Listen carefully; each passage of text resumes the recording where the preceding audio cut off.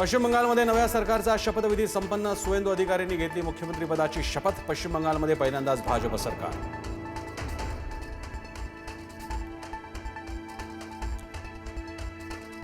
तमिळनाडूत विजय यांच्या शपथविधीवर सावट. बहुमतासाठी लागणाऱ्या 118 आमदारांचा आकडा अद्याप जुळला नाही. बहुमतासाठी विजय यांना हवेत आणखी 2 आमदार.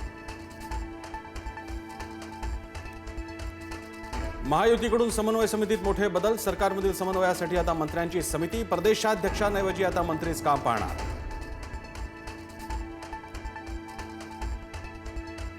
दीड वर्ष उलटूनही राज्यातील महामंडळ वाटप रखडलेलंच. महायुतीमध्ये एकमत होत नसल्यानं महामंडळ वाटपाचं घोंगडं भिजत. इच्छुकांची संख्या अधिक असल्यानं महामंडळ वाटपाला ब्रेक.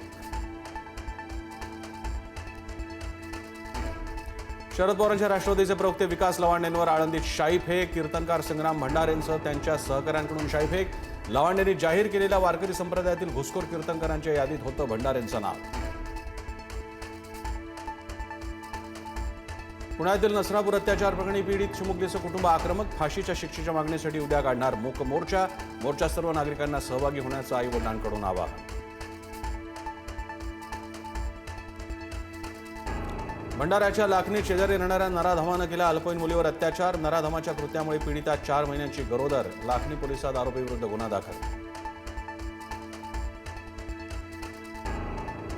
कुंभमेळ्याच्या अनुषंगानं नाशिकात अतिक्रमण विरोधात कारवाई. द्वारका परिसरासह विविध भागांमध्ये कारवाई सुरू. नाशिक पालिकेची 9 जेसीबींच्या सहाय्यानं अतिक्रमणाविरोधात कारवाई. राज्यात 10वी परीक्षेत 94,000 विद्यार्थी मराठीत नापास. अभिजात दर्जाच्या मराठी भाषेचा निकाल फक्त 92%.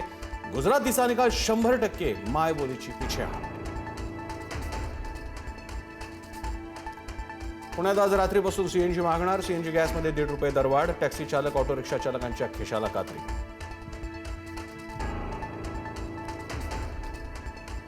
मध्य रेल्वे आणि ट्रान्स हार्बरवर उद्या मेगा ब्लॉक. तर पश्चिम रेल्वेवर आज बोरिवली ते भाईंदर दरम्यान नाईट ब्लॉक. ब्लॉक काळात अनेक रेल्वे गाड्या रद्द.